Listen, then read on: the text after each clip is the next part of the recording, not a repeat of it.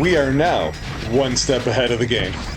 I hope so. Welcome back to Brian's Finest, episode 2. We are playing SSX. I think I got it. I think we're good now. I think we figured this out. Yeah, in case anybody runs into these issues, you know, maybe we can help somebody out. We reminded them of this game, and they want to play it, and they run into the same thing we run into.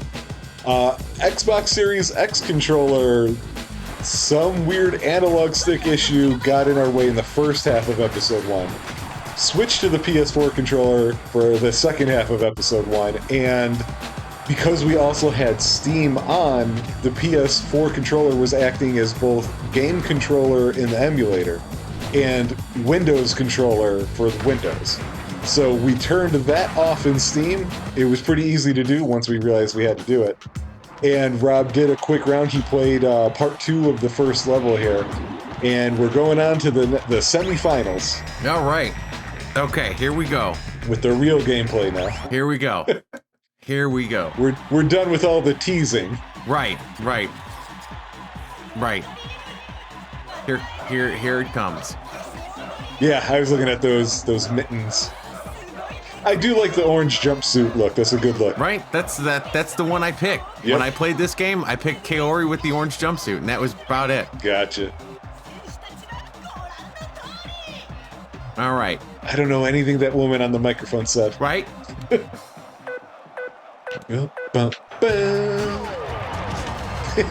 away with the shove it. Oh, yeah, I think there is like a weight thing to this game. So it's going to be hardest for you to shove. That's what the crowd wants. Stale fish. The crowd wants stale fish. You heard Wrasslin. Right? That sounds like you're punishing someone. You heard Wrasslin. Oh, I hit the up button by accident. That one was me. Now we can get to this nice snowy game that cools us off in the hot summer. Which actually for us just finally got hot. Although we are... Have you tried going fishing at all this year, Rob? No, I have not actually. I feel like it might be a little rough out there with the lack of rain. Yeah, with as dry as it's been. Yeah. I mean, the grass in front of my house is all but dead. Yeah. Yeah, we gotta... Somebody said, like, our grass doesn't look like it's June, it looks like it's August. Yeah.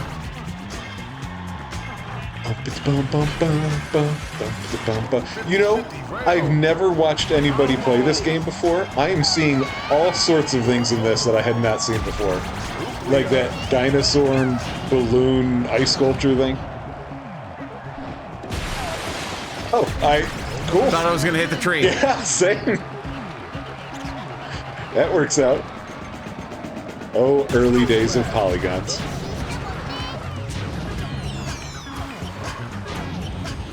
There's something about this soundtrack, too, that makes me also think of Jet Set. Yeah. Oh. And I guess it's about the same era. Because the first one was original Xbox, right? Yes. Okay. Yes. Oh, God. Talk about a game. Jet Set was so good. Well, those are on the list, but they're on the Rob's Most Wanted list, so... Oh, he made fun of you for repeating a trick.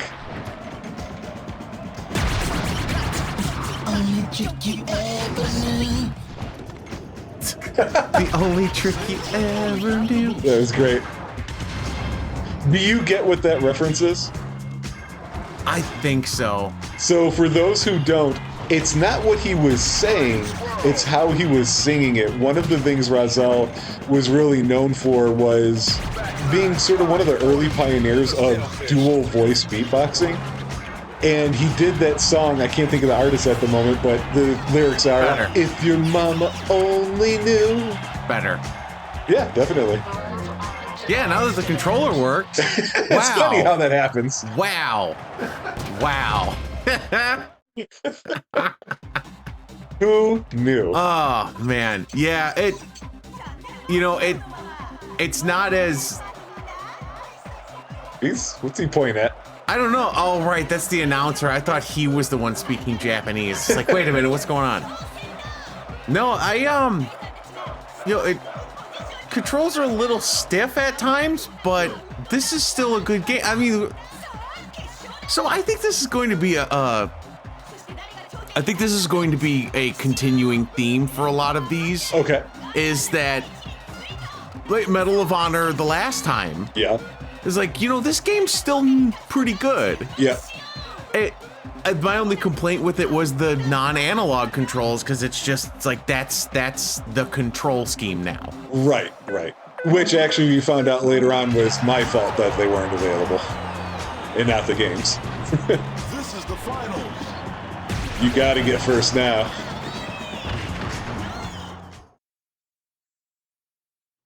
Oh, I missed the glass. I think you saved yourself a little bit by that spin, though.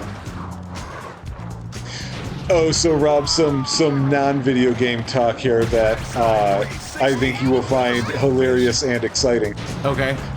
This is going to be, if I've learned anything from Giant Bomb as of late, I need to put the trigger warning out there. We're about to have some wrestling discussed. So be warned, engineering team, if you don't mind, doing some episode breaks or something so people can skip it. The most recent episode I watched of wrestling was a Monday Night Raw, the one immediately after WrestleMania 97 or 98. I can't remember which. And there was a moment where I said, oh, this is where the whole Attitude Era starts going a little bit off the rails when it comes to women especially. And sure enough, no sooner did I have that thought than Luna Vachon challenges Sable to a bra and panties match. There was another thing that was somewhat related to that and can't remember what. But the reason why I'm bringing it up is they have done something that I haven't seen them do in a while, which is a new wrestler is coming to the roster, and they don't just show up, they give them like a commercial saying, hey, this guy is coming.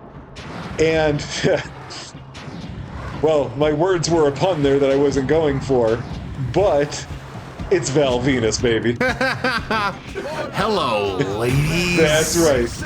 I was half paying attention, and all of a sudden I hear clearly what have to be porn sounds. And I'm like, what? What is going on? And I look, and it's him laying on a bed and looking at a TV that you assume is playing porn. And then he's talking like he's the one in them and what have you. And I'm like, oh, I gotta tell Rob. Oh, yeah. So that Attitude Era is just, it just gets ridiculous at one point. Oh, yeah. You know what, though? Okay. It wasn't until I slowly started watching this that there's a bunch of people I had never known anybody. You were supposed to get first. I know. I beefed it into two parts that ruined it. Well, that's okay. We'll continue on with the discussion here. There's a bunch of people who I didn't know who they were. Okay. And by the time I had ever actually watched it live as it was happening, they had been gone. I had no idea. You could have said Sunny, and I would have no idea who Sunny was. Okay. But obviously now I do. And I see her first with WWE as the manager of the Body Donnas. Yes. I didn't think the Body Donnas were great, but I thought she was great. But when the Body Donnas turn out to not be anything anybody's biting on, they drop those two dudes. One of whom I think is one of the Hollies in the future. But they keep her, but all she is at that point is she's just like an announcer sometimes and just somebody to look at. Yep. And I keep thinking, this sucks because when she had a character to play, she played it awesomely. Like, I bought into her leading the Body Donnas. So, Just to finish that thought, I'm also still at the point where China is always around, but she's not doing anything. Yeah, so there was this weird time in WWE where it was like, oh, this is what the ladies are for. They're for to grab attention. And then you got the point after to where oh no, China's a legitimate wrestler. Right. Lita is a wrestler. Right. And see, that's what's so irritating about the very specific point that I'm at. Because China hasn't gotten that respect, that opportunity yet. Right. But there was a WrestleMania match between Luna, who I have respect for, and Sable. And it's like, what world, what world does the brain concoct Sable as a wrestler before China? Right. So it's just, it's irritating. Well, and that's the thing. That's the bad thing, right? Is you got China Sable's a wrestler before China because Sable was the blonde. Right. And when you have someone like Vince McMahon at the helm who's looking for, his male wrestlers need to be Adonises. Yep. She gets pushed around so easily. Yeah, your character is way light. You're in the top three. Actually, you know what else might be holding you back, Rob? What's that? It may be worth checking when we move on from this one. I think you're using a trick board and not an alpine board. And the alpine boards are faster and better for turning. Oh, the longboard? Yeah. Oh, that's possible. So, I think you were so excited about ladybugs. But okay, so yeah, here we end the wrestling talk for those who really can't stand it. 360 flying scroll. Oh, you bastard. Yeah, I think you're right about the alpine board thing. Because as soon as it hit flat, I couldn't go anywhere. and the thing is, I don't know if you can change it. I think you just have to continue. Yeah, I think so. God, this is still a good game. Yeah, for sure. This is still a good game. So going back to this studio, this studio, EA Big, yeah, comes up so many times for us. Yep. That it's a theme now. Oh yeah, big time. And big. So with EA Big, EA closing down Big, it became, okay, well, where do these type of games go? And apparently, fucking nowhere is where they go. Nowhere is the correct answer. Because you have games like SSX, you have games like NFL Street, NBA Street. Those were, quintessential for us games. Yep. And the bad thing is, kids aren't going to get these type of games right now. Sure. I mean, the cool thing is arcade racers are coming back in a huge way. Okay. Funny, mainly because Hot Wheels. Oh, right. That Hot Wheels Unleashed is like an arcade racer. Yes. And it's where you're getting the indie studios getting all these titles in. And you're not going to find any SSXs and stuff from a lot of the major studios. Right. It took them a while to figure out that everybody really, really, really, really, really wants Skate. Yes. There we go. I got it. Whew. That is a hard one to get. Give yourself a high five. There we go. You've only got one person on you, which is cool too. Yep. It's at least this time. I think in SSX Tricky, they added the element where you can change your relationships with people. There we go. Got her. And so people will help you or target you more. Which I always thought was a really cool feature. You're ahead of the pack. That's the only trick you ever knew. Uh-oh. Thought I was going to spin a little faster. Oh yeah, because you got the speed one, not the trick one. Man, why is it taking me so long to get that revolution? Yeah, that is weird. I don't know. It's like she's stalling halfway through. I wonder, do these characters have stats? I don't remember. Oh! That would have got you a lot of points, too. Yeah, damn.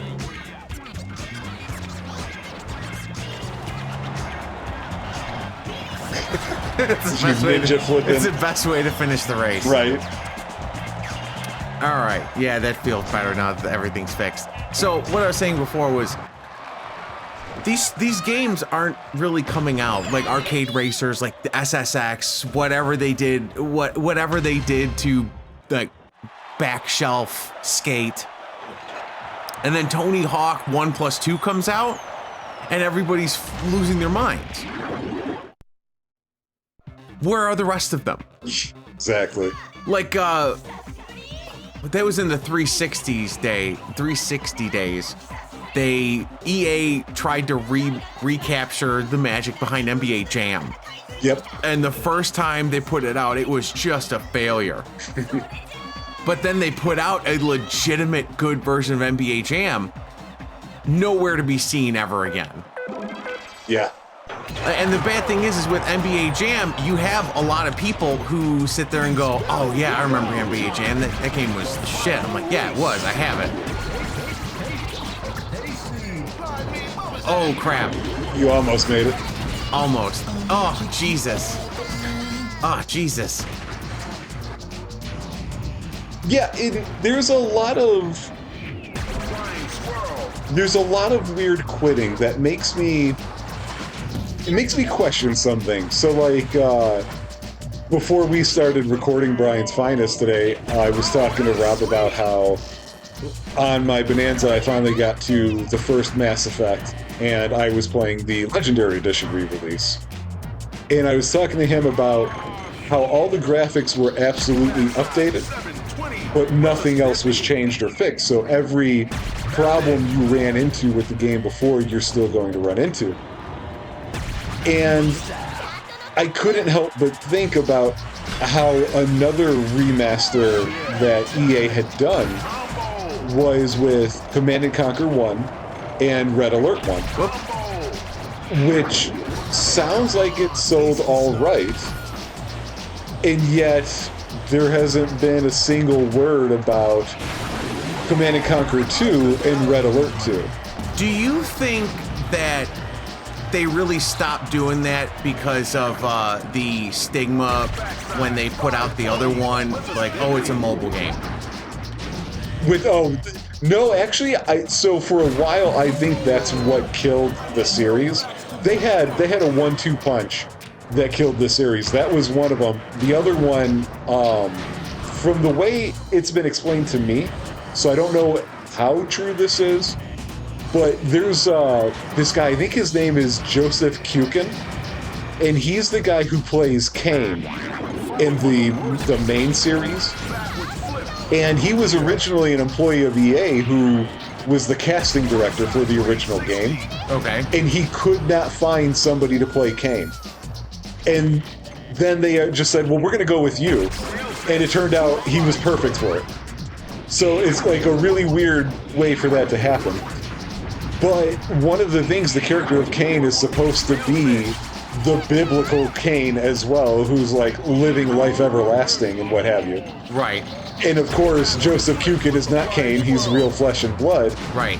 And so the issue that they ran into is they were saying, we need to hurry up and finish this story because we're only going to have him look like Kane for so long. And they rushed out a really bad game, Command & Conquer 4. And I think so that plus the mobile thing was the issue. Oh yeah, see it says freestyle. Maybe, what if her character is just a freestyle character? That's possible. Do you want to try somebody else? Because look how far you got to go till you get that board. I don't know who's a good racer though. Elise, it looks like. Yeah. It's like Elise. We'll run this one long just so we can get through this map. So then they just went with those mobile games and the Clash of Clans spin-off and stuff like that. And so I thought Command & Conquer was dead. I was surprised when they announced the remaster way back when. And it was well received. It seems to have sold just well, and then it's been silenced. Yeah, it's so with the remaster thing, like we just got really awesome news last week, or this past week. Yep. Super Mario RPG is getting a complete remake. Yep. Which is awesome because something like that. I said X22. those glass things backwards. Yeah. X22. X22. But so we've been getting remakes or remasters rather, and sometimes it feels like a company taking the cheap way out. Yes. But then you get like Toe Jam and Earl and this Super Mario RPG, which is, and the Resident Evils, which are from ground up remakes. Yep. Which are bringing back titles that everybody really liked. But them being silent on it, do you think that's just because it's like, oh, well, we don't want to devote money to actually making a new one. We just want to get your money for the old one. I can see that being the case. Okay. You almost split it there. Oh, that hurts so bad. Then you gotta work your way back in on this one.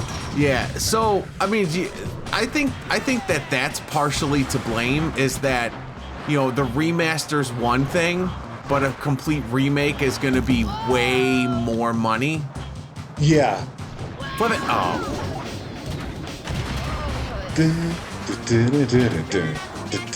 because I mean, what was the other one that? So Silent Hill 2 remake. Yeah. So that's clearly because of the success of Resident Evil. Right. Like, nobody can dispute that one. The success of Resident Evil led to, I missed the pipe. Led to looking at Silent Hill 2 and going, oh crap, we have a game that, you know, people are clamoring for. But when you have like Command & Conquer, which, you know, that's a hyper specific audience, right? Yeah. With them doing just the remake, or was it a remaster or a remake? It was a remaster. Yeah, just the remaster. Do you think that's just because it's like, well, we can get these scrubs money, and that's about it? Because if they were to put effort into it, it would sell well, I imagine. Right. See, I also think there is another problem. So there's the EA problem, which is everything at a minimum to maximize a profit. I think there's also spreading a Squaresoft problem, which I know in the past year or so people have started to call this out with them, which is their forecasters having a complete misunderstanding of how successful something's going to be. Right. But I'm thinking that's starting to hit other companies as well. I think there's still... I don't think enough of the old heads running these companies have realized the first day, the first week, and the first month numbers are much less meaningful than they used to be. Yes. Because, you just mentioned the Super Mario remake, right? Right. You better believe you want that. Yes. You better believe I want that. Right. But you might get it when it comes out. I have no reason to get it when it comes out because we exist in this industry where it's going to be there when I want to get to it. Well, unless if it's Mario 30 or whatever. That's, that actually raises a point about it's going to be there when I get to it. So putting out Super Mario RPG Remake, right? Nintendo is notorious for not allowing a lot of stuff to continue on past its console point of existence. which and Nintendo turns around and then gets pissed about, emulators and ROMs and stuff like that. I doubt that that's going to be readily available. Gotcha. Because the other thing that they had readily available on both the Wii and the Wii U is they had those pretty robust, not perfect, but more robust virtual consoles. Yeah. I can't cry chop him. He's too big. This is the semi-finals. Oh God, I landed on him. Yeah, you did. So they had a more robust virtual console system. Oh, Jesus. Why am I near the heaviest guy? Yep.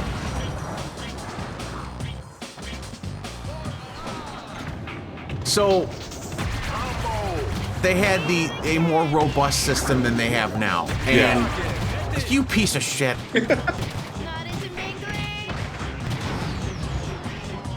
So, there we go. Okay.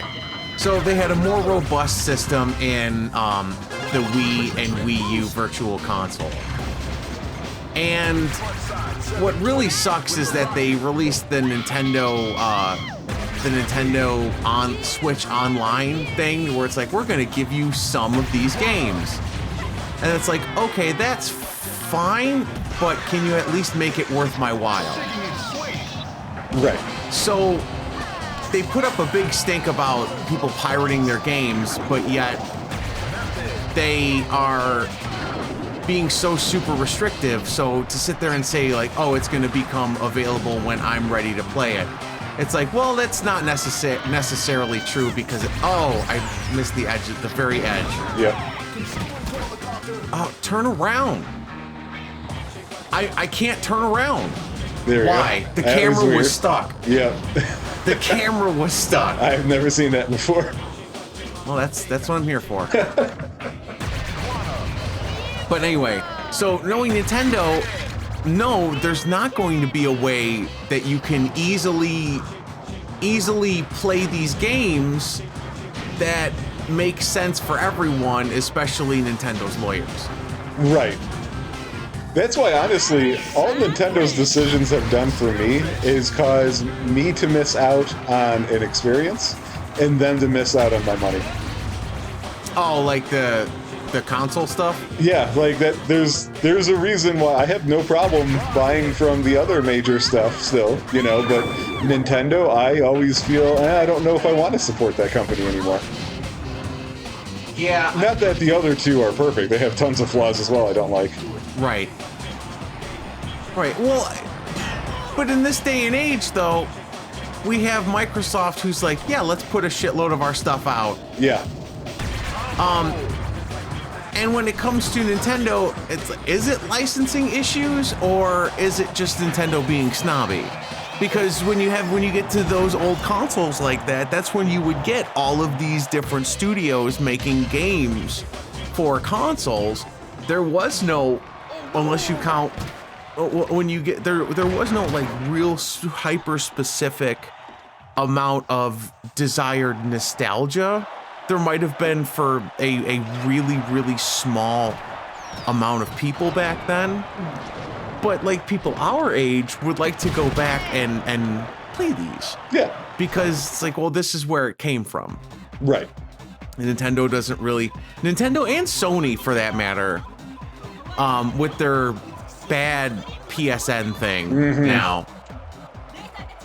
I don't understand. Like, and Nintendo's not easily putting out GBA titles either, which is really strange because that's the system that everybody loves, right. The GBA and DS. And, that's jailbreak your DS, everyone. Go buy a 3DS, jailbreak it, and play all of those games. They are fantastic. Yeah, exactly. Golden Sun is probably one of the best and more original RPGs I've ever seen, with their Jin system and everything.